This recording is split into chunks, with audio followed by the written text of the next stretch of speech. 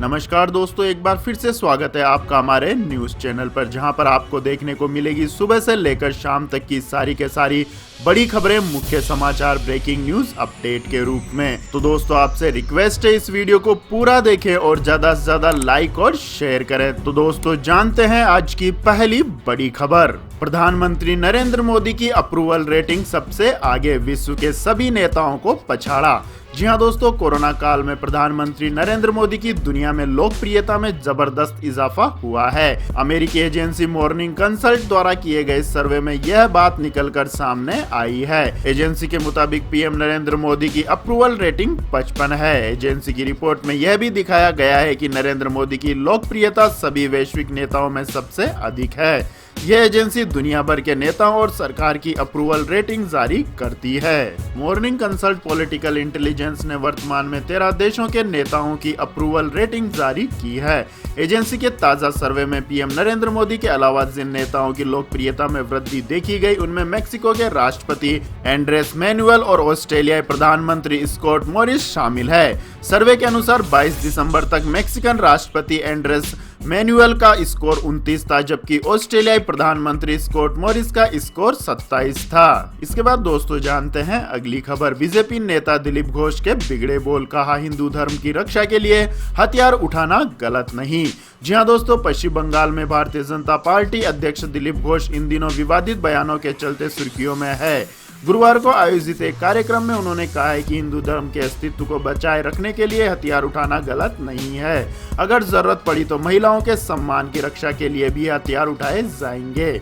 Media reports के अनुसार बुधवार को पश्चिम मिदनापुर इलाके में हिंदू जागरण मंच के एक कार्यक्रम का आयोजन किया था, जिसमें बीजेपी प्रदेश अध्यक्ष दिलीप घोष को मुख्य अतिथि बनाया गया था। वहां मौजूद लोगों को संबोधित करते हुए बीजेपी सांसद ने कहा कि हिंदू युवाओं को अपना अस्तित्व बचाए रखने के लिए अब हथियार उठाना होगा। हिंदू समाज कभी भी कायर नहीं रहा है। हमने तलवार, त्रिशूल और बंदूकों से मुसीबतों का सामना किया है। इसके बाद दोस्तों जानते हैं सरकारी कर्मचारियों के लिए खुशखबरी। सरकार ने जारी किया है नया प्लान, जिसके तहत 8 घंटे से ज्यादा काम करने पर मिलेगी एक्स्ट्रा सैलरी। जी हां दोस्तों, सरकार 8 घंटे से ज्यादा काम करने पर अब कर्मचारियों को ओवरटाइम देने की तैयारी में है। सरकार नए श्रम कानूनों को लेकर नया प्लान तैयार करने वाली है। मीडिया रिपोर्ट्स के अनुसार सरकार कामकाजी घंटों को सीमित करने पर विचार कर रही है। इसके साथ ही अगर ज्यादा घंटे तक काम करवाया जाता है तो इसके लिए ओवरटाइम के हिसाब से भुगतान भी करना होगा। आपको बता दें कि फिलहाल स्टैंडर्ड नियम 8 घंटे का है। इसी के आधार पर कर्मचारी की सैलरी तय होती है। गौरतलब है कि 2019 में सरकार ने नया वेतन कोड पास किया था, जिसमें कामकाजी घंटों को लेकर कहा गया है कि ये 8 घंटे या 12 घंटे होंगे। तभी से भ्रम की स्थिति बनी हुई है।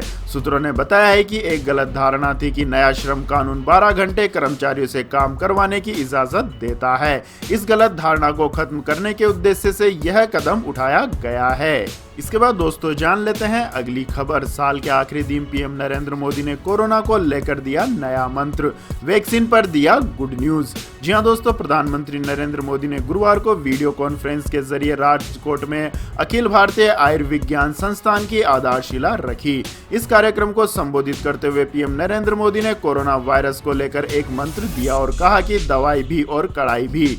इसके साथ ही वैक्सीन को लेकर कहा है कि वैक्सीन को लेकर भारत में हर जरूरी तैयारियां चल रही है। प्रधानमंत्री नरेंद्र मोदी ने अपने संबोधन में कहा है कि पहले मैं कहता था दवाई नहीं तो ढिलाई नहीं, आज मैं कहता हूं कि दवाई भी और कड़ाई भी।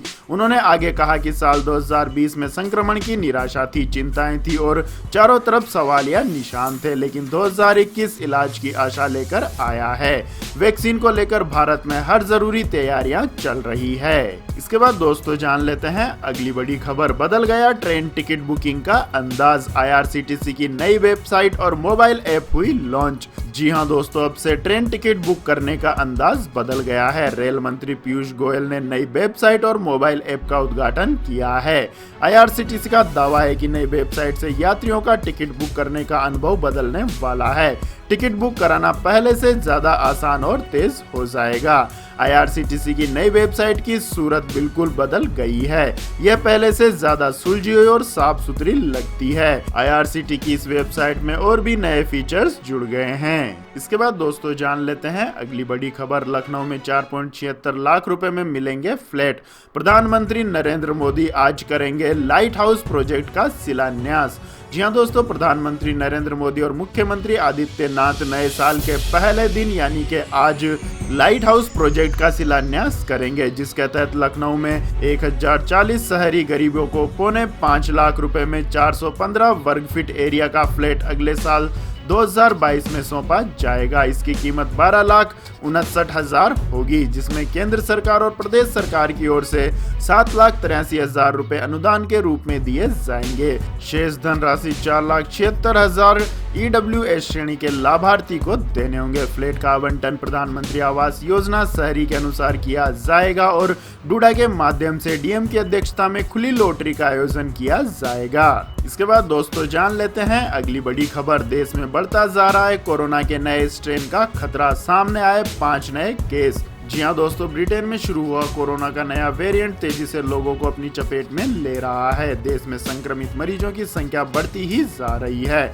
अब कोरोना के नए स्ट्रेन से संक्रमित 5 और नए मामले सामने आए हैं। इसके साथ ही देश में नए स्ट्रेन से संक्रमित मरीजों की संख्या 25 हो गई है। स्वास्थ्य मंत्रालय के मुताबिक 4 नए मामलों की पहचान NIV पुणे में हुई है। वहीं एक नया केस IGIB दिल्ली की जांच में सामने आया है। कोरोना के नया स्ट्रेन से संक्रमित सभी 25 मरीज हेल्थ फैसिलिटीज में फिजिकल आइसोलेशन में हैं। आपकी जानकारी के लिए बता दें दोस्तों, कोरोना वायरस के नए स्ट्रेन से छोटे बच्चों में भी तेजी से इन्फेक्शन फैल रहा है। देश में अब तक 2 बच्चों में इस नए स्ट्रेन की पुष्टि हुई है। अब तक ये माना जाता था कि बच्चे कोरोना वायरस के संक्रमण से सुरक्षित हैं। कोरोना का नया स्ट्रेन आंध्र प्रदेश से लेकर नोएडा, गाजियाबाद और मेरठ तक पहुंच चुका है। यह संक्रमण उन लोगों में मिला है जो हाल ही में ब्रिटेन से भारत वापस लौटे हैं। हालांकि कोरोना वायरस का संक्रमण तेजी से फैलने की एक वजह लोगों की गलती भी है। आंध्र प्रदेश में ब्रिटेन से वापस आए 17 लोगों का अब तक पता नहीं चल पाया है। इसके बाद दोस्तों जानते हैं अगली खबर। खत्म हुआ ब्रिटेन और यूरोपियन संघ का रिश्ता, BM बोरिस जॉनसन ने लगाई अंतिम मुहर। जी हाँ दोस्तों, साल 2016 से जारी ब्रेक्जिट डील पर आखिरकार बुधवार को विराम लग गया। ब्रिटेन के प्रधानमंत्री बोरिस जॉनसन ने ब्रेक्जिट ट्रेड डील पर दस्तखत कर दिए हैं। इसी के साथ अब यूरोपियन संघ और ब्रिटेन के 20 सालों पुराना संबंध खत्म हो गया है। माना जाता है कि ब्रेक्जिट के पीछे का कारण ब्रिटेन पर यूरोपीय संघ का प्रभाव है। ब्रिटेन के लोगों को ऐसा लगता था कि बड़ी सदस्यता फीस देने के बाद भी उन्हें इस डील का कोई फायदा नहीं हो रहा है। वहीं से उलट यूरोपियन संघ ब्रिटेन पर कारोबार को लेकर कई शर्तें थोपता था। आपकी जानकारी के लिए बता दें दोस्तों, इस डील की लड़ाई 4 साल पुरानी है। 2016 में ब्रिटेन ने यूरोपियन संघ से अलग होने का फैसला लिया था। इस रेफरेंडम पर जनता ने भी अपनी मोहर लगाई थी। ब्रिटेन के नागरिकों ने 28 देशों के संघ से अलग होने के पक्ष में मत दिया था। इस कार्रवाई के बाद संघ ने 31 मार्च 2018 तक ब्रिटेन को अलग होने का वक्त दिया था। खास बात यह है कि उस वक्त ब्रिटेन के सांसदों ने सरकार की शर्तें नहीं मानी थी, जिसके बाद ब्रेक्जिट की तारीख को 31 अक्टूबर का समय दिया गया। इसके बाद दोस्तों जानते हैं अगली खबर। आंध्र प्रदेश में भगवान राम की 400 साल पुरानी मूर्ति तोड़ी, बीजेपी ने जगनमोहन रेड्डी सरकार पर लगाए गंभीर आरोप। जी हां दोस्तों, विजयनगरम जिले के राम तीर्थम में भगवान राम की 400 साल पुरानी मूर्ति को कथित तौर पर तोड़ने की घटना के बाद भाजपा कार्यकर्ताओं ने मंदिर परिसर में विरोध प्रदर्शन किया है। मंगलवार को कथित तौर पर मूर्ति को तोड़ दिया गया था। पुजारी ने पहले देखा कि मंदिर का ताला टूटा हुआ है। इसके बाद उसकी नजर भगवान राम की मूर्ति पर पड़ी थी, जिसका सिर गायब था। मंदिर प्रशासन ने इसे लेकर पुलिस में शिकायत दर्ज कराई है। इस मामले की जांच के लिए SP राजा कुमारी और DSP अनिल तुरंत घटनास्थल पर पहुंचे और यहां पुलिस और डॉग स्क्वाड टीम की तैनाती की गई। पुलिस के मुताबिक बुधवार को मूर्ति का टूटा हुआ भाग मंदिर परिसर के टैंक में मिला है। इसके बाद दोस्तों जानते हैं अगली बड़ी खबर। अमेजन फ्लिपकार्ट पर कार्रवाई करेंगे ED और RBI, केंद्र ने दिया निर्देश। जी हां दोस्तों, केंद्र सरकार ने अमेजन और वॉलमार्ट की फ्लिपकार्ट पर आवश्यक कार्रवाई के लिए प्रवर्तन निर्देशालय और रिजर्व बैंक को निर्देश दिया है। इन कंपनियों पर FDI नीति और विदेशी विदेशी मुद्रा प्रबंधन अधिनियम के व्यापक उल्लंघन का आरोप है। Federation of all India traders लंबे समय से इस कंपनी पर कार्रवाई की मांग कर रहा है। माना जा रहा है कि इसी मांग के आधार पर सरकार ने यह कड़ा संज्ञान लिया है। केट के राष्ट्रीय अध्यक्ष बीसी भरतिया और महासचिव प्रवीण खंडेवाल के हवाले से एक रिपोर्ट में कहा गया है कि केट द्वारा केंद्रीय वाणिज्य मंत्री पीयूष गोयल को हाल ही में अमेजन और फ्लिपकार्ट के खिलाफ की गई शिकायतों के आधार पर यह कदम उठाया गया है। इसके बाद दोस्तों जान लेते हैं अगली बड़ी खबर। भारत रूस के बीच दूरियां बढ़ाने में लगा चीन को लगा झटका।